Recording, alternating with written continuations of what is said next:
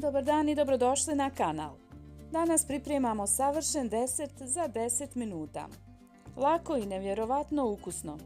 Još jedan jednostavan recept. Na početku potopiti suho voće.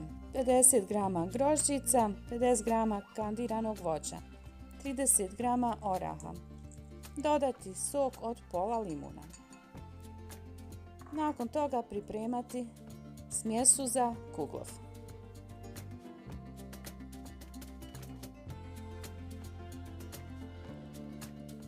Sad u posudu dodajte 3 jajeta i 200 g šećera.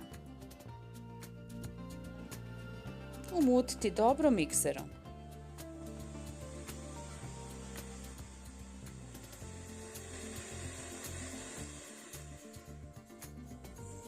Dodati prstohvat soli, 240 ml mlijeka i 100 ml ulja.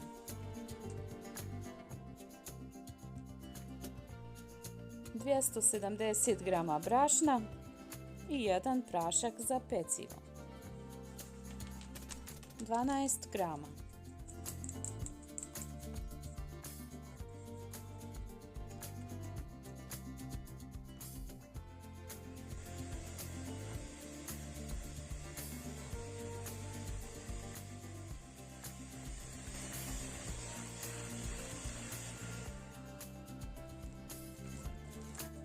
Smjesa je spremna.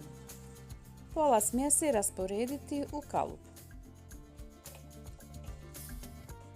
Vruć kalup premazati maslacem i posuti brašnom. Protresti da se brašno rasporedi.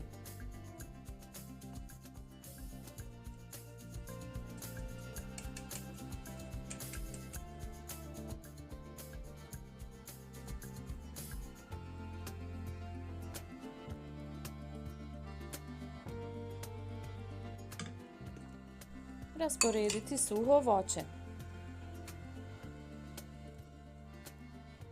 i dodati ostatak smjesi.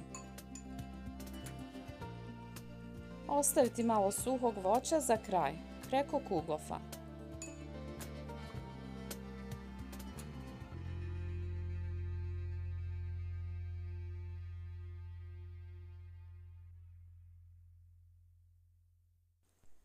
Kolač pečemo u zagrijanoj redni na 200 stepeni 30 minuta. Pred kraj paziti da zadrži finu boju. Pripremiti bijelu glazuru sa limunom, 100 g šećera u prahu i 3 kašike soka od limuna.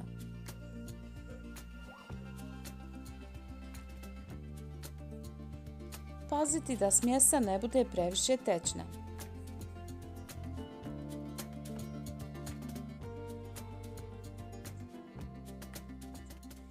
Ovako izgleda.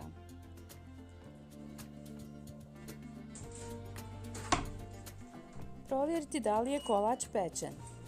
Ako je štapić suh, kolač je spreman.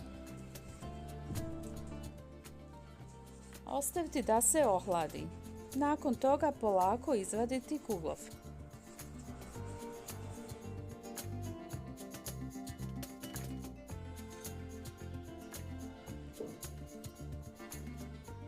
Preko hladnog kolača rasporediti bijelu glazuru. Možete ukrasiti i na drugi način, po želji. Ovo je poseban recept za kraj godine.